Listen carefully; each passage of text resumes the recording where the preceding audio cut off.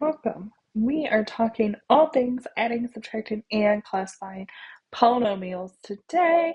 I love talking about polynomials. I'm so excited to talk about polynomials with you.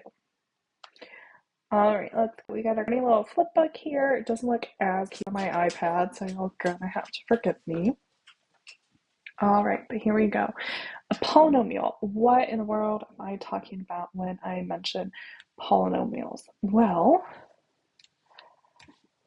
a polynomial is a collection of many terms which are the product of variables and coefficients.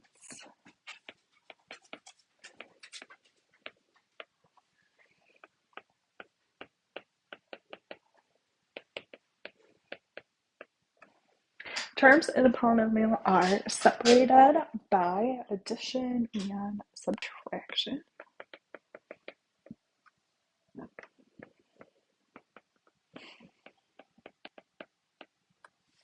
And polynomials cannot contain some of the following here. So these polynomials cannot contain any negative or decimal or fractional exponents.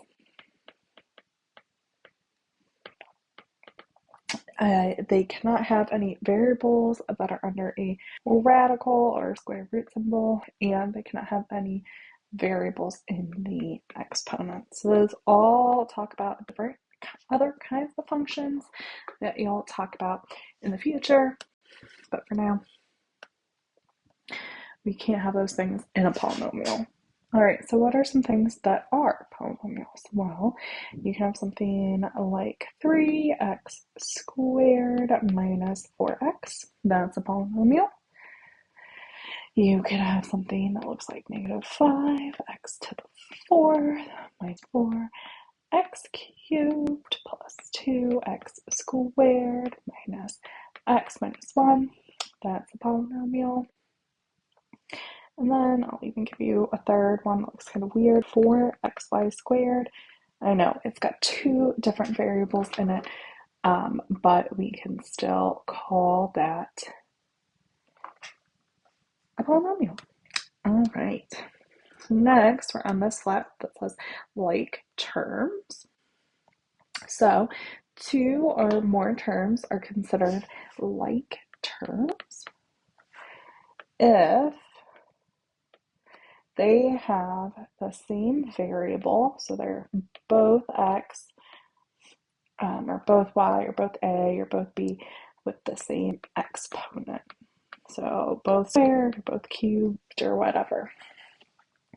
And to combine like terms, which is something you'll hear often, we're going to have to add their coefficients. So their coefficient tells us the quantity or the count, right? How many of something we have. So let's look at some examples here. So if I were to say, call this example 1, have 3x squared minus 5x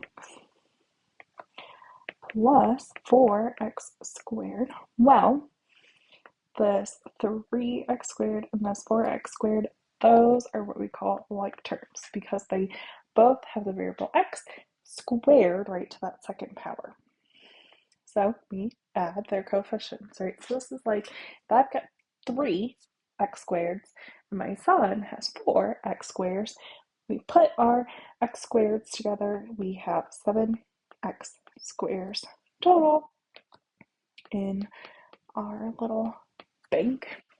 So we'll have 7x squared minus 5x to the invisible first power. Because remember, right, that's got a an invisible exponent right there. Okay, so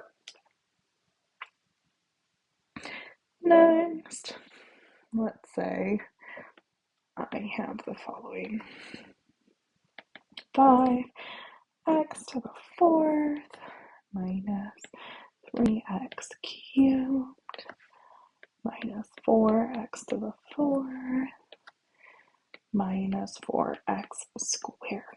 All right, so notice again, we have two of these terms here that have an exponent of 4 on them. So we can add those together. So if I have 5 and you come in and you take away 4, right, that means I'm only going to have 1 left over, but we don't normally write in a coefficient of 1, just like we don't normally write in an exponent of 1. So I'll have 1x4 like so, minus 3x cubed minus 4x squared. All right.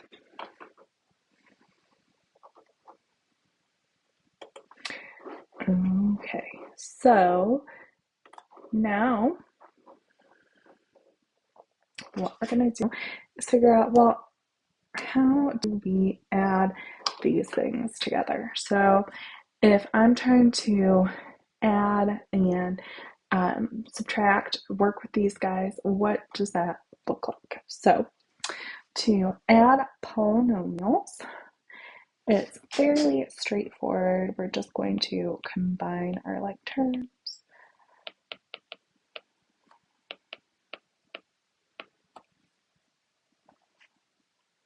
So when we're doing that, we're going to make sure that our answer is written a specific way though. So we're going to make sure that our answers are in order from highest power to lowest power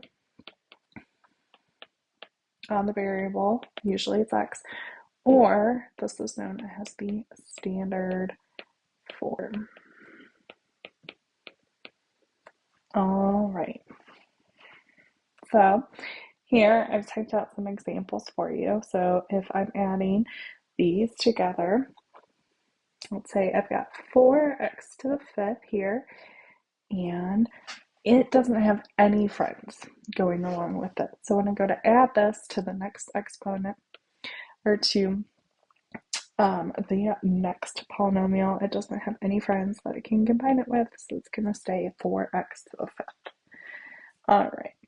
Now, here we have this minus 3x squared, and we have an x squared, 2x squareds in this case, in the next example. So I can combine those together here. And if I'm in debt 3x squareds and you add 2x squareds in, now I'm only in debt 1. So that's going to be minus x squared. Notice there weren't any x's to the 4th or x's cubed. All right, so now we're looking to see if there's any x's to that invisible first power. And there is one right here. Okay, so we have minus 5x, and we can just go ahead and write that in since we didn't have to combine it with anything. Last but not least, we have plus 11, that's a constant term, and plus 9 here. Those we can add together, and we'll get plus 20. And that is our final answer here. Write this 4x squared, like so.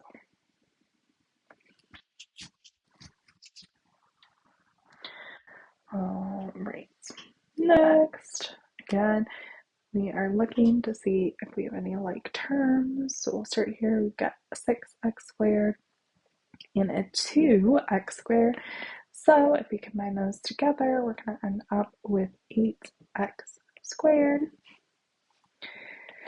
Next, we have 10x and 4x. So when we add those together, we'll have 14x.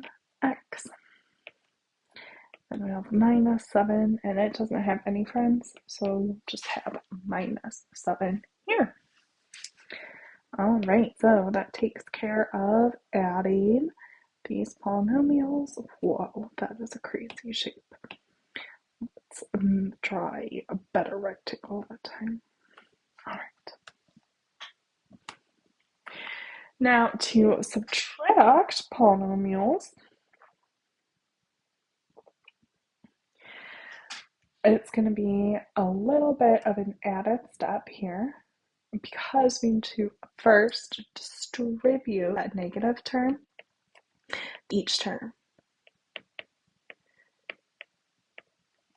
in what we're subtracting. Then we'll combine like terms like we did before with adding.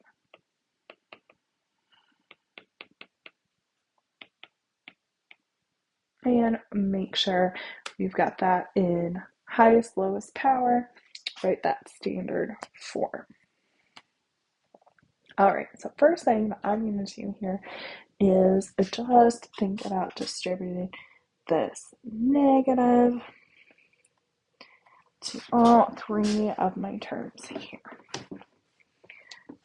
So I'm going to have 12x to the 5th minus 6x minus 10x cubed minus 10x minus 2x to the 5th minus 14x to the 4th. And while we're doing that, while we're distributing it, is it's going to make sure we don't forget to take away those values.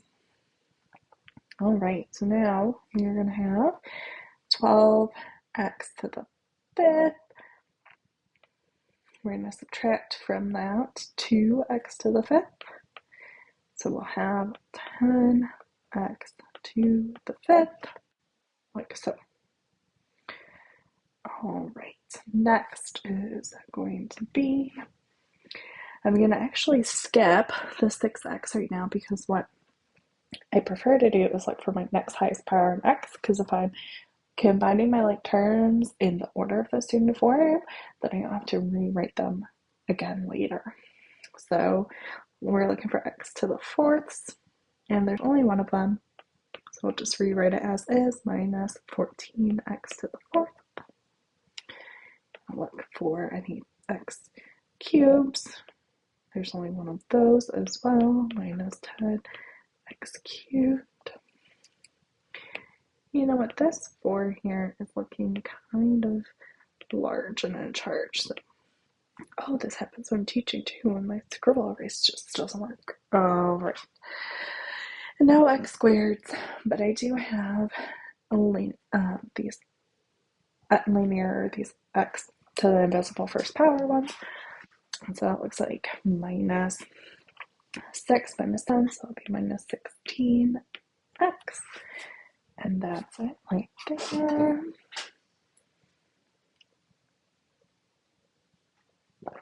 All right, go ahead, pause the video. See if you can't figure out that last one right there. Oh my word.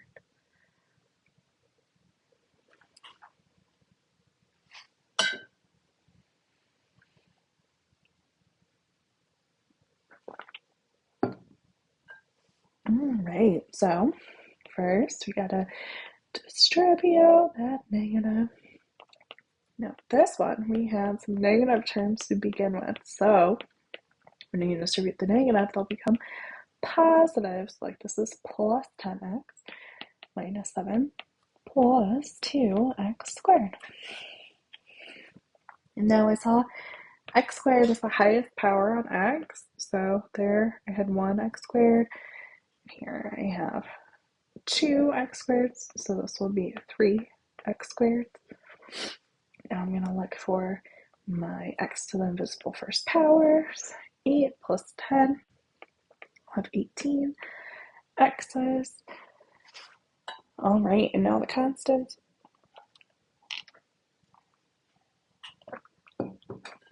If I have minus 6 minus 7, minus 13. All right.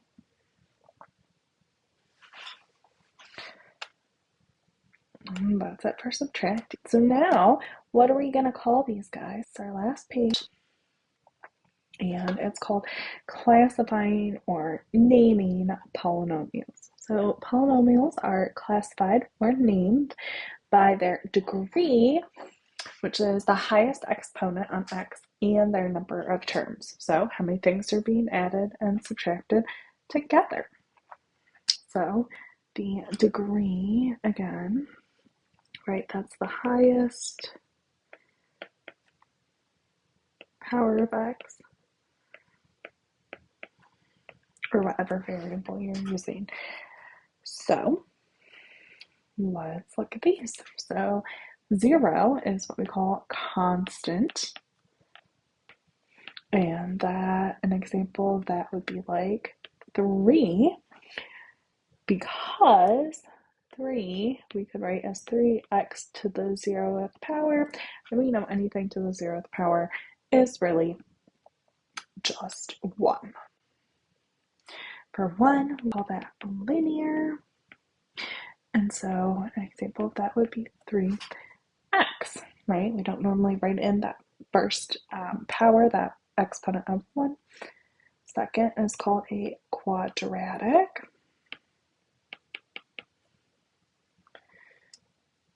All right, and my handwriting looked a little sloppy right there, so we're going to fix that. Quadratic, that's better. And that would be if it was 3x squared. I'm just sticking with the 3 here because it's easier to see what that coefficient out front for the constant term. But these could have a coefficient of 1, they could have a coefficient of 1/3. It could be any real number here. So let's see. Quadratic, 3 is a cubic. 4 is quartic, think like a quarter. 3x to the 4th.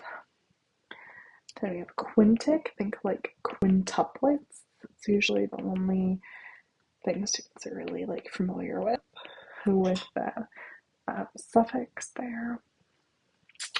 And then anything over, like, greater than or equal to 6, we kind of get lazy with the cutesy names and we just call it degree of n, or your teacher might say nth degree.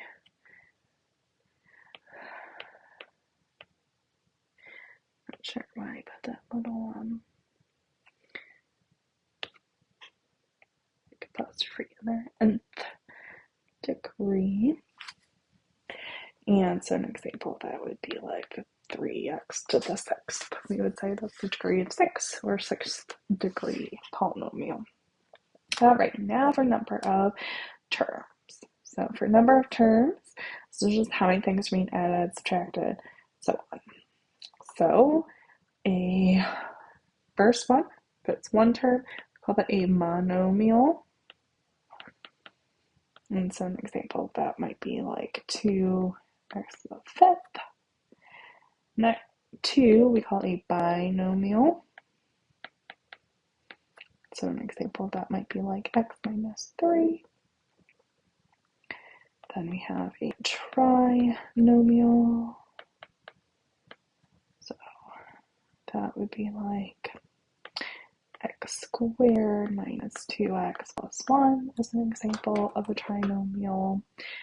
And then we give up on the cutesy names a lot sooner with the number of terms. So anything 4 or greater we just call a polynomial. And so an example of that might be like 3x cubed minus 4x squared plus 2x plus 1. All right, so now you've filled in your own Flipbook here that you'll be able to refer back to whenever we're looking at adding, subtracting, or even just naming those polynomials.